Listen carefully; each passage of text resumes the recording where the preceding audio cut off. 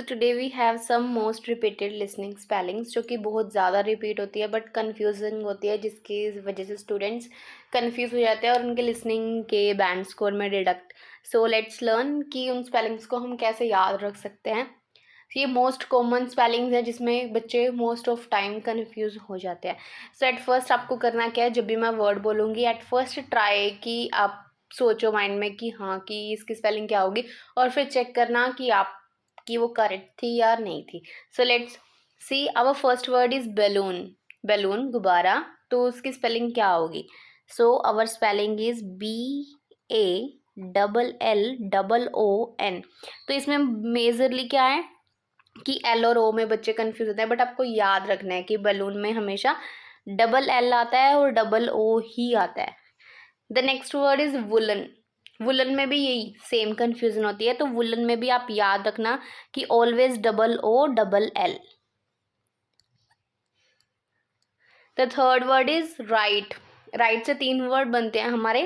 So first word right, तो बहुत ज़्यादा आप कंफ्यूज होते हो कि एक RIGHT और एक ये वाला राइट। बट देखो, इसके लिए ना आपको सेंटेंस देखना पड़ेगा कि अगर कुछ लिखने की बात हो रही है तो आपको ये वाला राइट लिखना है।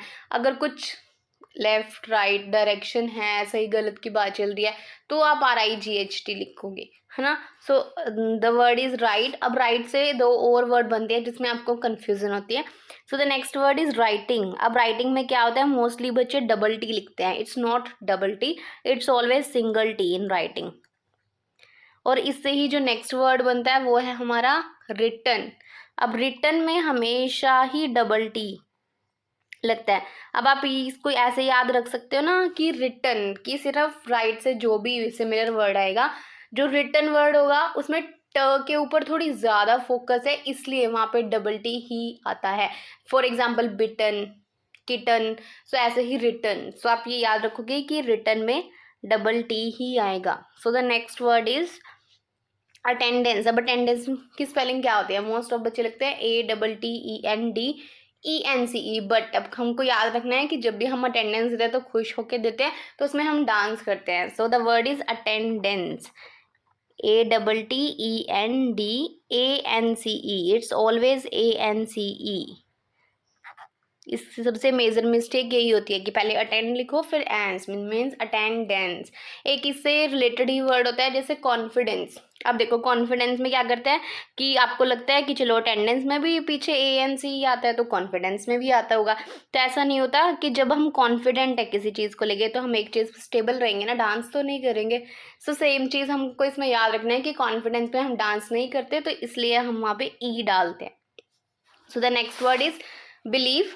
बिलीव में बच्चे आई और ई में सबसे ज़्यादा कंफ्यूज होते हैं, तो आपको ये याद रखना है कि जब भी आप बिलीव वर्ड लिखते हो, बिलीव, तो उसमें भी झूठ होता है, LIE लाई। तो आप इसे याद रख सकते हो कि बिलीव में हमेशा लाई आएगा। ठीक है। So the next word is maintain. से एक मेंटेनेंस वर्ड बना है, तो उसमें सबसे ज़्यादा मिस्टेक होती है। मेंटेन की स्पेलिंग तो हमारी होती है MAIN, मेन, फिर ten.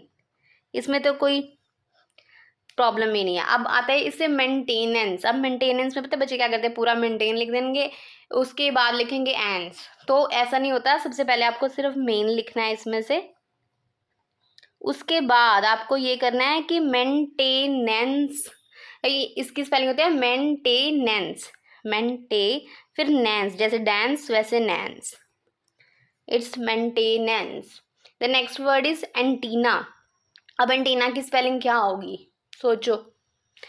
So the correct spelling is ANTENNA, antenna. Antenna, इसमें हमेशा डबल एन आता है, यहीं पे बच्चे सबसे ज़्यादा कंफ्यूज होते हैं, जैसे एना वैसे ही antenna.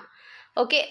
So our next word is accommodation. So accommodation में बच्चे कंफ्यूज होते हैं C और M में, तो हमें इसको याद रखना है कि हम हमेशा C भी डबल लिखते हैं और M भी।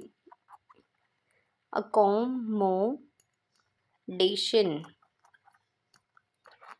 सो इसके बाद हमारा नेक्स्ट वर्ड है एनुअल। एनुअल में हमेशा बच्चे डबल एन में ही कंफ्यूज होते हैं, तो आपको याद रखना है कि पहले अनु लिखना है, इट्स एनुअल। ओके। तो ये थे हमारे सम कुछ वर्ड्स जो जिसमें हम मोस्टली कंफ्यूज हो जाते हैं। तो आप अगर एक बार इस वीडियो को ध्यान से सुनोगे ना, तो आप कभी नहीं भूलोगे ये स्पेलिंग्स। और एक और चीज़ कर सकते हो आप, किसी से बुलवा के देखो अब ये स्पेलिंग्स और लिख के देखो, आपके माइंड में बैठ जाएगी कि ये स्पेलिंग्स कभी भी आपकी लाइफ में रॉन्ग तो नहीं होगी, जिससे आपका लिसनिंग बैंड स्कोर काफ़ी अप और राइटिंग में भी बहुत बेनिफिट मिलेगा। So that's the end of the video. Thank you so much for watching and don't forget to like, share and subscribe.